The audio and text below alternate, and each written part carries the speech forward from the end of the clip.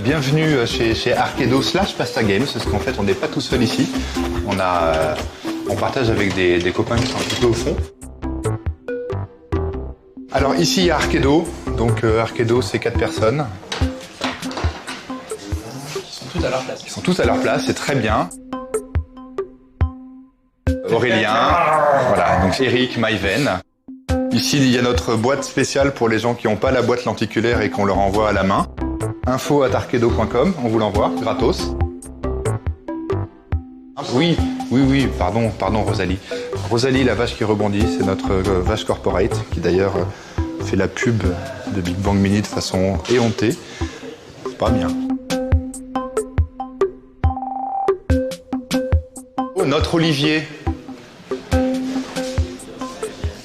de 400 kg et de 35 ans d'âge, qu'on s'est fait vraiment chier à ramener ici, qui n'est même pas mort depuis 2 ans, donc on est assez fiers. Je vais vous montrer comment c'était avant aussi.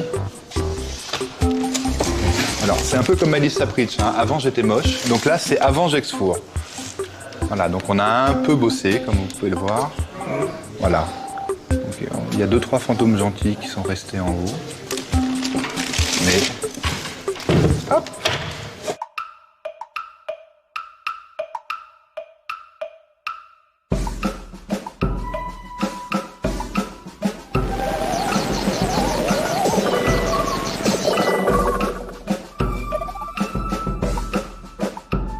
Personne. Quelque part, le développement de certains titres DS rappelle un autre temps, celui des années rétro-pixel.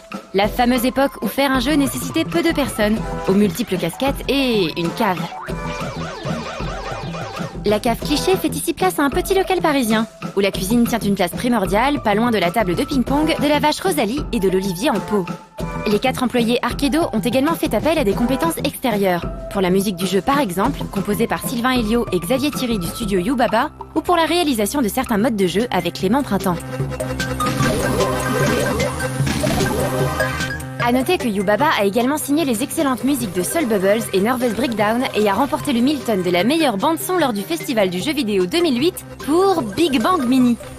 Et c'est d'ailleurs pour ce jeu que l'on a été à la rencontre de cette fine équipe.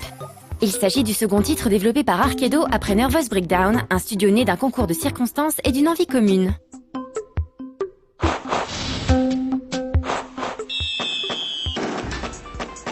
Je me sentirais un petit peu mieux s'il y avait Rosalie quand même, parce que c'est quand même notre mascotte, hein. Donc la vache qui rebondit. Alors, ça c'est sérieux mec. Arkedo, c'est une société qui a été créée au départ uniquement pour faire un jeu, et un seul jeu uniquement, qui était donc Nervous Breakdown.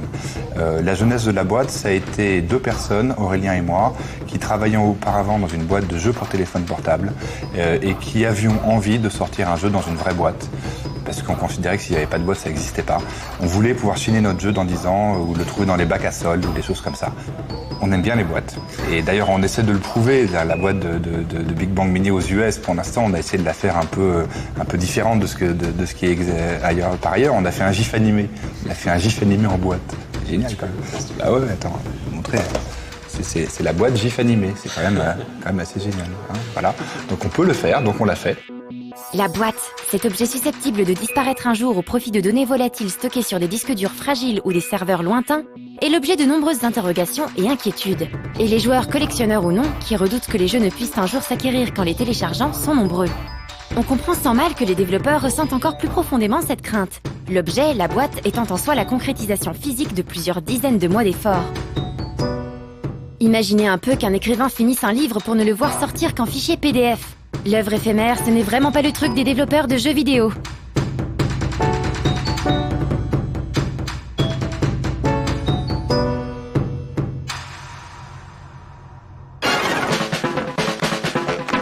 Alors, Nervous Breakdown, c'était pas notre premier jeu, c'était notre 51e jeu, mais c'était notre premier vrai jeu, parce qu'on était dans le domaine du vrai jeu vidéo, avec des boîtes, et non pas des jeux sur téléphone portable. La première vraie raison, c'est qu'en fait, Nervous Breakdown et Arkedo a été, la jeunesse de ça a été un mail d'Aurélien quand je me suis fait virer de ma propre boîte le jour où les actionnaires financiers n'ont pu appuyer sur le gros bouton rouge. Ce qu'ils ont très bien fait. Donc j'ai reçu un mail d'Aurélien me disant vraiment c'est nul, voilà, la guerre c'est moche, l'eau ça mouille, le feu ça brûle et c'est naze que tu sois plus là. Si un jour dans tes post-dépression tu as envie de recommencer un truc, je serais très heureux de faire avec toi ce jeu-là. Et il m'a balancé un game design auquel j'ai répondu écoute, je me demande si je vais monter un resto ou refaire un autre studio ou juste me suicider. Je te tiens au jus. Et puis 2-3 jours après, je dis non, il est vraiment bien ton projet. Et donc on a fait la boîte autour de ça. Au départ, c'était censé être l'unique jeu de la boîte parce qu'on était censé se couler avec classe à la fin et on n'a même pas eu cette classe-là, disons. Ça a pris 15 mois. On l'a présenté à 12 mois. J'avais la chance, moi, en ayant revendu mes actions de ma société d'avant, de pouvoir financer 2 personnes. Je ne me payais pas 2 personnes pendant une grosse année. L'idée étant de pouvoir montrer un jeu le plus fini possible pour avoir le droit d'exister. La plateforme choisie, la DS, a également eu son importance. Nervous Breakdown est en effet sorti en septembre 2007 en France et en juin 2007 au Japon. Son développement ayant pris 15 mois, c'est donc début 2006 que l'équipe s'est mise au travail, soit avant la sortie de la DS Lite et bien avant que la portable Nintendo ne devienne l'Eldorado qu'elle est aujourd'hui. Dès le début, c'était vraiment prévu pour de la DS, tout simplement parce que j'étais super fan de DS. Quand elle est sortie, moi ça a vraiment été un gros coup de cœur. Je me rappelle du tout début avec Pac-Pix et Feel the Magic. C'était vraiment des trucs qui m'ont marqué, je pense plus que la moyenne des gens. Pac-Pix parce que tu dessinais Pac-Man et qui prenait vie, donc déjà j'étais juste dingue juste avec ça. Ça avait pas besoin d'être un bon jeu, juste faire un Pac-Man et il s'animait, c'était merveilleux. Et Feel the Magic, le truc qui a énervé tout le monde par la suite, à savoir souffler dans la DS, moi j'ai trouvé ça magique, tu soufflais sur la DS et t'avais le bateau de Feel the Magic qui avançait. Et ça défonçait. J'adorais ça. Oh yeah! On a essayé de tout utiliser pour que les gens en aient pour leur argent, entre guillemets, avec des décors 3D, avec le micro, avec des choses comme ça. Mais on est vraiment resté sur ce qui nous intéressait le plus, c'est-à-dire manier quelque chose au stylet et avoir une précision que tu pouvais pas avoir avec une autre plateforme.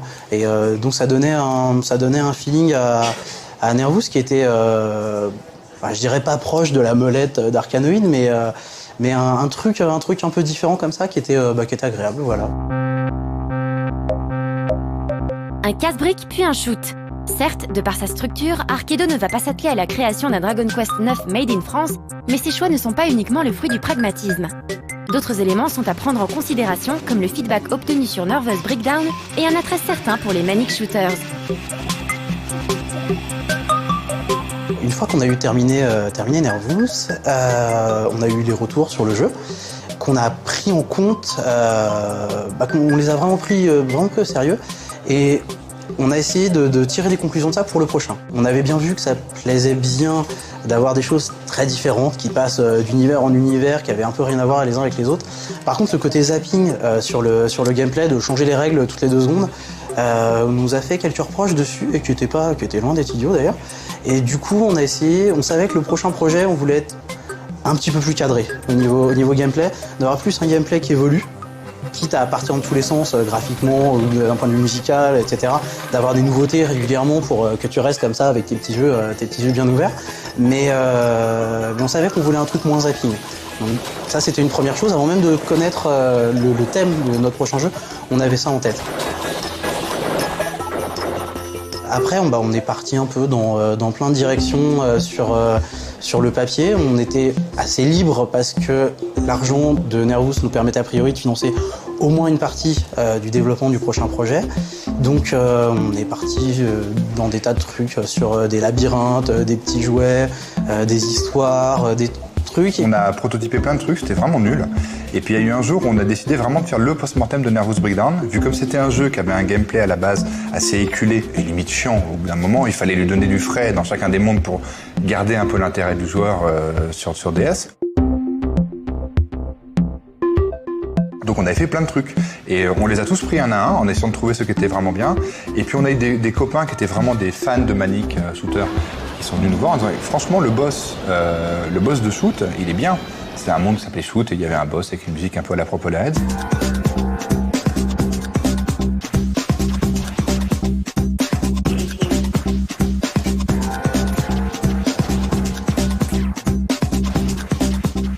Ils nous ont dit mais c'est super le maniement au stylet, franchement c'est nouveau, c'est frais, c'est sympa. Ça vaut peut-être le coup que vous essayiez de voir ce que vous pouvez donner là-dedans.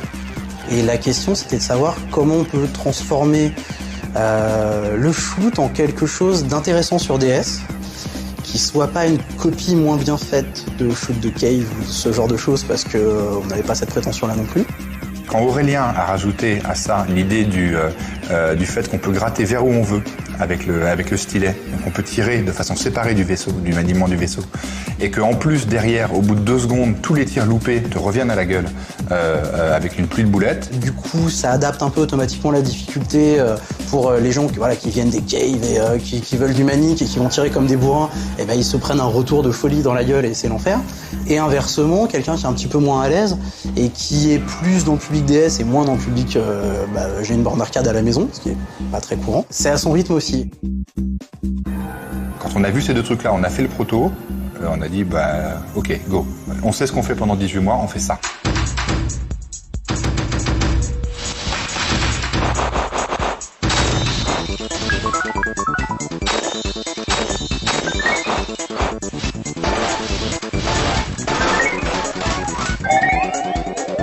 Et il nous manquait un thème qui soit un peu moins vaisseau spatial.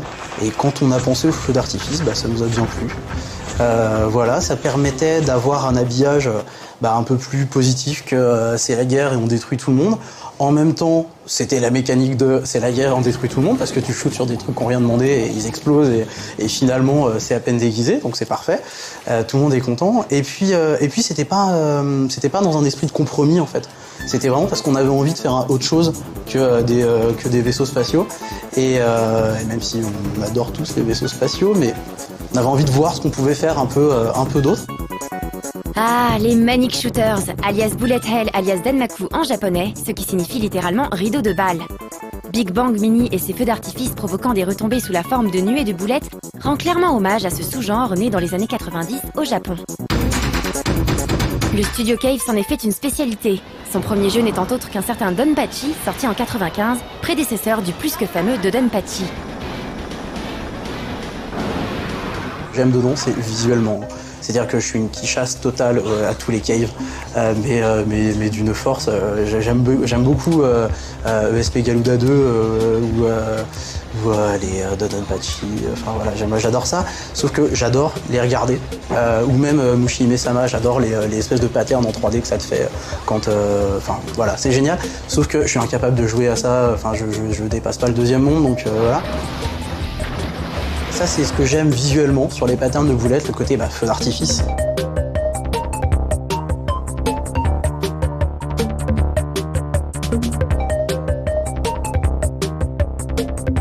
En dehors de ça, mes shoots préférés, c'est pas forcément des shoots super classieux.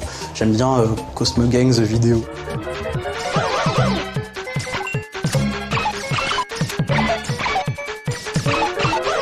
Ou Super EDF.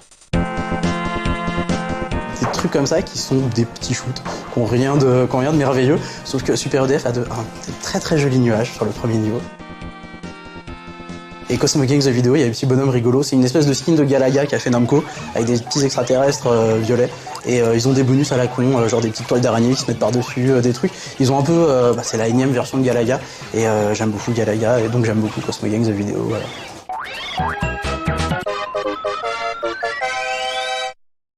Big Bang Mini ne se contente pas d'un mode arcade malgré la grande variété des niveaux. D'autres modes ont été développés pour satisfaire les hardcore gamers bien sûr, mais pas uniquement. Le relax en fait c'est un mode contemplatif. Donc il y a 2 modes à l'intérieur. Il y en a un où on laisse les feux d'artifice qui se tirent tout seuls comme ça, puis on regarde, il fait voilà, c'est joli et tout. Là on peut admirer tous les feux d'artifice qu'on a vus tout au long du jeu dans les différents mondes. Et sinon il y a un mode manuel où c'est toi qui tires les feux. Et c'est le plaisir de tirer les feux d'artifice, quoi. C'est ta petite récompense à la fin du jeu. Tu t'es battu, t'as jamais vraiment pu les admirer parce que t'avais des boulettes à éviter. Là, voilà, maintenant tu peux les admirer, tu fais ouais, c'est joli.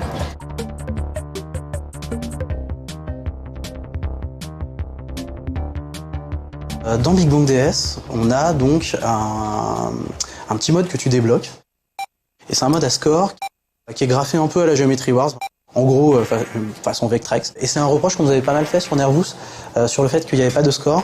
Et on se sentait pas de mettre du score directement dans le mode arcade. Moi, j'avais pas très envie. Ça amenait des mécaniques de combos, de trucs qui allaient devoir s'étaler sur tous les mondes. Et on a préféré que chaque monde ait une particularité. Certains sont sur les combos, par exemple.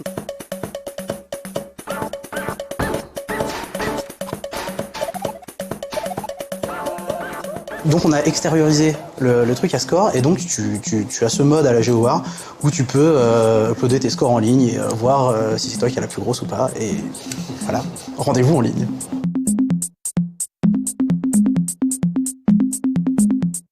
Le multijoueur, tu peux y jouer à 2 avec une seule cartouche. Donc c'est un versus, tu tiens ta DS dans l'autre sens comme un livre en fait. Et faut tirer des boulettes sur ton adversaire. Lui il peut les piquer pour te les renvoyer, donc il y a un système de ping-pong un petit peu. T'as des options aussi, t'as différentes options. Après il y a aussi en fait par partie, on donne 4 options que tu peux employer quand tu veux, mais tu ne les as qu'une fois chacune dans la partie. Big Bang Mini est une vraie surprise et quelque part aussi un titre rassurant. Qu'un petit studio français puisse sortir un jeu aussi original, ne proposant ni de faire des sushis, ni de s'occuper d'un poney, ni de s'essayer à la tectonique, ni de se faire coacher pour apprendre le tibétain ou favoriser la croissance de son cerveau gauche, eh ben ça fait du bien. Rien que pour ça, on souhaite à ce titre de remporter un succès encore plus conséquent que celui de Nervous Breakdown, et qui sait, d'être chiné par les collectionneurs dans 15 ans.